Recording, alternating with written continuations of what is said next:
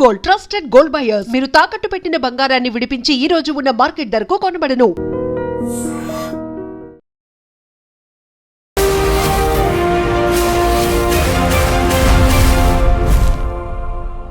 నమస్తే, welcome to I dream social spot light with Kavitha. T20 world cup match లో India తన విశ్వరూపాన్ని చూపించింది. అటు బ్యాటింగ్, బౌలింగ్, ఫీల్డింగ్ అన్ని రంగాల్లోనూ తన పట్టుని ప్రదర్శించింది.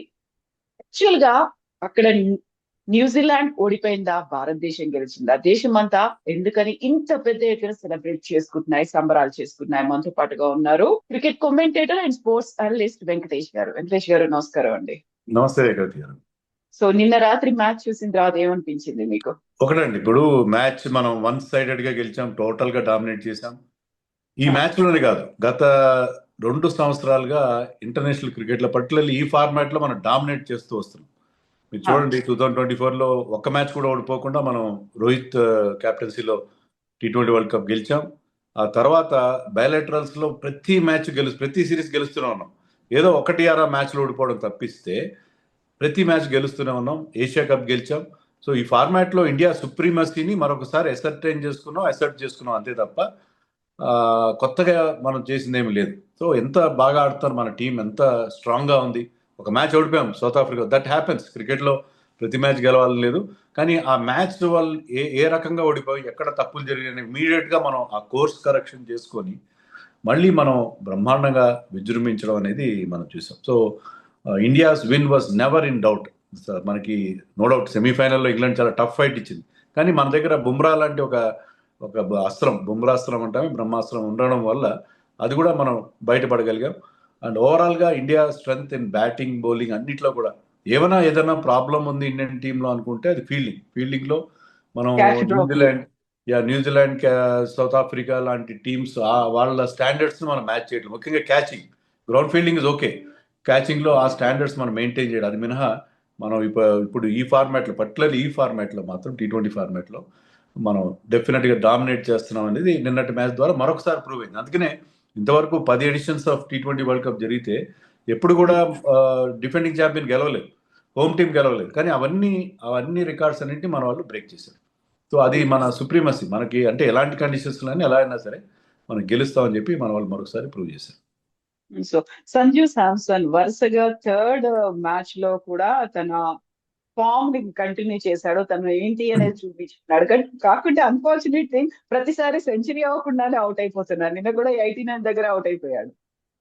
అది ఇక్కడ మనం చెప్పాల్సింది ఏంటంటే, ఇప్పుడు గౌతమ్ గంభీర్ హయాంలో టీంలో ఒక కల్చర్ ఆయన స్టార్ట్ చేశాడు. Personal milestones are not at all important అని చెప్పి అతను పదే చెప్తుంటాడు. నిన్న ప్రెస్ మీట్ లో సూర్యకుమార్ యాదవ్ కూడా అదే చెప్పాడు.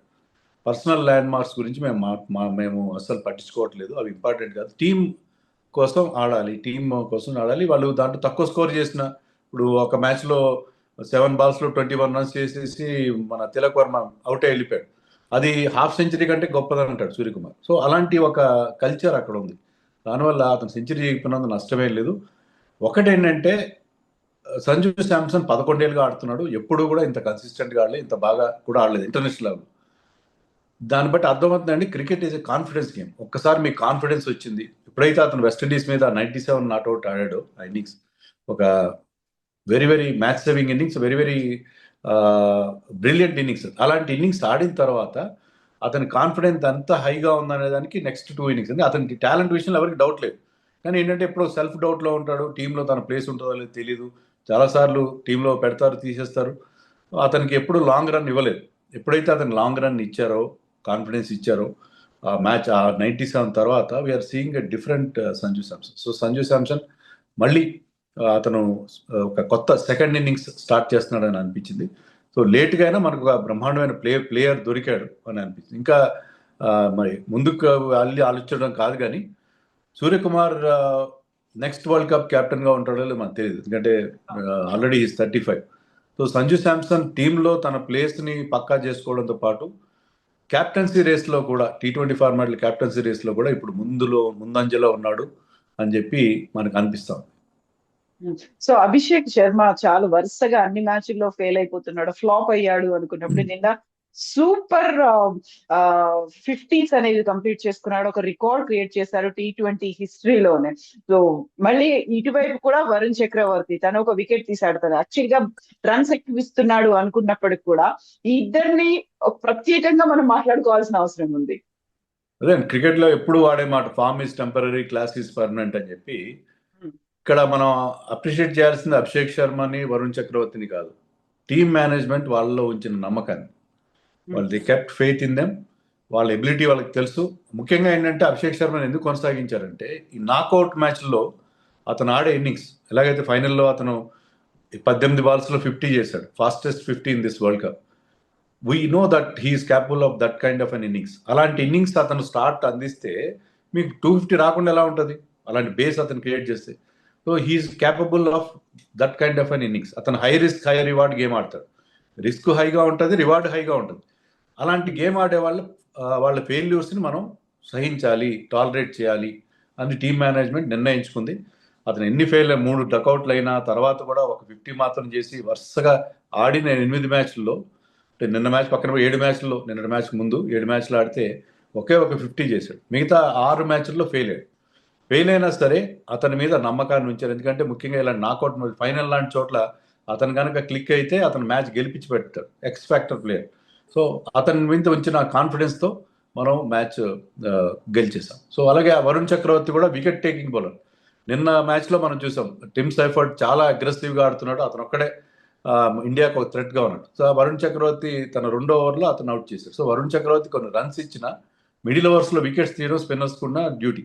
సో దాన్ని ఆ రోల్ని అతను పర్ఫెక్ట్గా నిర్వహిస్తున్నాడు. సో వాళ్ళ మీద ఫెయిత్ ఉంచి కుల్దీప్ని టీంలో తేకుండా, రింకు సింగ్ తేకుండా కంటిన్యూ చేయడం అనేది చాలా మంచి విషయం. దాంట్లో మనం గౌతమ్ గంభీర్ని, క్యాప్టెన్ని, సెలక్షన్ కమిటీని కూడా మనం అప్రిషియేట్ చేయాలి. ఎందుకంటే వెనక చాలా వర్క్ జరిగింది. ఈ వరల్డ్ కప్లో మన విజయం వెనక మన ప్లేయర్స్తో పాటు మన సపోర్ట్ స్టాఫ్, మన కోచ్, మన సెలక్షన్ కమిటీ వీళ్ళందరి రోల్ కూడా ఖచ్చితంగా ఉంది. ఎందుకంటే they have selected possibly the best team. ఎందుకంటే అక్కడ సెలక్షన్ చేయడానికి మీకు కనీసం ఒక 30-35 మంది ప్లేయర్స్, అంటే ఇంకో 2 టీమ్స్ తయారు చేయగల ప్లేయర్స్ ఉన్నారు బికాస్ ఆఫ్ IPL. దాంట్లో బెస్ట్ పాసిబుల్ టీమ్ని వాళ్ళు పిక్ చేస్తారని చెప్పింది. అండ్ రిజల్ట్స్ కూడా అలాగే వచ్చినాయి మనకి. ఎగ్జాక్ట్లీ గౌతమ్ గంభీర్ కూడా ఒక మాట అన్నారు, అటు లక్ష్మణ్ తో పాటుగా ద్రవిడ్ ఇద్దరికే దీన్ని అంకితం చేస్తున్నాను అనేది, ఆ నమ్మకాన్ని ఉంచారనేది. గంభీర్ కూడా చాలా సెటిల్ గా చూస్తూ ఉన్నాడు ఏం జరగాలి ఏంటి అనేది. సో ఓవరాల్ గా వచ్చినటువంటి రియాక్షన్ గౌతమ్ గంభీర్ ఆ ఇద్దరికి క్రెడిట్ ఇవ్వడం అనేది చాలా చాలా మంచి జెస్చర్ అది. ఎందుకంటే ఇప్పుడు బ్యాక్లో ఏం జరుగుతుంది అనేది ఎవరికి తెలియదు. మనం ఓన్లీ ఏంటంటే మ్యాచ్లు చూస్తాం. కానీ రాహుల్ ద్రావిడ్ ముందు నుంచి కూడా he has been associated with junior cricket. మన ఏజ్ గ్రూప్ వీళ్ళు అండర్ 19 టీంకి కోచ్గా ఉండడం, తర్వాత నేషనల్ క్రికెట్ అకాడమీ చీఫ్గా అతను అక్కడ వాళ్ళందరికీ ట్రైనింగ్ ఇవ్వడం. అలాగే ప్లేయర్స్ ఎవరైతే ఇంజర్డ్ ప్లేయర్స్ కూడా అక్కడికి వెళ్తారు, వాళ్ళని కరెక్ట్గా టైంకి రెడీ చేయడం.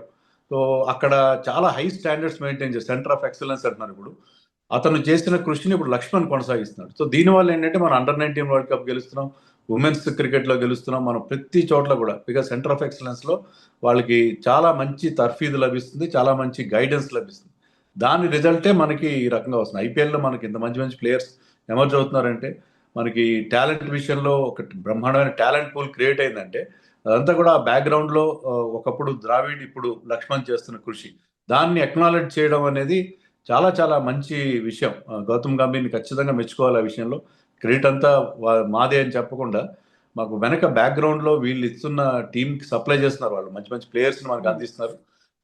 దాన్ని కూడా అతను అక్నాలెడ్జ్ చేయడం చాలా మంచి విషయం. సో ఇప్పుడు హర్షదీప్ మినహా అందరూ బౌలర్లు అందరూ కూడా వికెట్లు తీశారు. అందులో ఎస్పెషల్ గా మాట్లాడుకోవాల్సింది బుమ్రా గురించి. 4 వికెట్లు, చాలా క్రూషియల్ వికెట్లు, ఫస్ట్ బాల్ కే వికెట్ తీయడం అనేది కూడా. సో బుమ్రాకి ఇంకా ఎదురు లేదు, తిరుగులేదు అనుకోవచ్చా? అదేనండి, బుమ్రా ఈ వరల్డ్ కప్ లో ఆడిన మిగతా 19 టీమ్స్ లో మన టీంకి తేడా ఏంటంటే we have a bowler like Bumrah. మిగతా ఎక్కడ ఇంత గన్ బౌలర్ మిగతా ఏ టీంకి లేడు.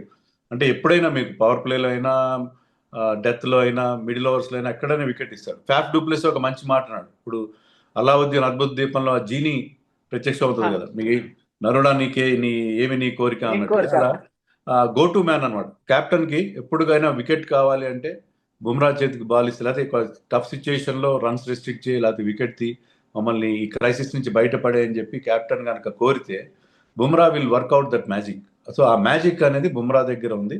అది లాస్ట్ వరల్డ్ కప్లో చూసాం, ఈసారి కూడా చూసాం. లాస్ట్ వరల్డ్ కప్లో కూడా he was player of the series. ఈసారి నేరోగా మిస్ అయ్యాడు, సంజు శాంసన్కి ఇచ్చారు. లాస్ట్ వరల్డ్ కప్లో కూడా ప్లేయర్ ఆఫ్ ది టోర్నమెంట్. ఈసారి కూడా చాలా క్రూషియల్ రోల్ ప్లే చేశాడు జస్ప్రీత్ బుమ్రా. సో అతని గురించి ఎంత చెప్పినా కూడా తక్కువే. ఎందుకంటే మనం ఎప్పుడు చెప్తుంటాం, batsmen win you matches, bowlers win you tournaments అని. సో అతను వేసిన స్పెల్స్ పర్టికులర్లీ వెస్టిండీస్కి ఎగెన్స్ట్గా, తర్వాత సెమీఫైనల్లో ఇంగ్లాండ్ మీద వేసిన డెత్ బౌలింగ్, ప్లస్ ఈ మ్యాచ్లో స్టార్టింగ్లో వికెట్ వేయడం, తర్వాత చివరిలో వచ్చి మళ్ళీ తొందరగా వాళ్ళ ఛాలెంజ్ని కంప్లీట్గా నలిఫై చేయడం. So he had played a wonderful role, చాలా క్రూషియల్ రోల్ ప్లే చేశాడు ఈ విజయంలో. సో నిన్న స్టేడియం చూస్తే సీ ఆఫ్ బ్లూ అన్నట్టుగా కనిపించింది. ఎక్కడ చూసినా అంత బ్లూ జెర్సీల్లోనే అంతమంది అభిమానులు. న్యూజిలాండ్ ఏమైనా ఒత్తిడికి గురైందంటారా? న్యూజిలాండ్ పర్ఫార్మ్ ఎందుకు చేయలేకపోయింది? కంప్లీట్ గా వన్ సైడెడ్ గా ఎందుకు అనిపించింది?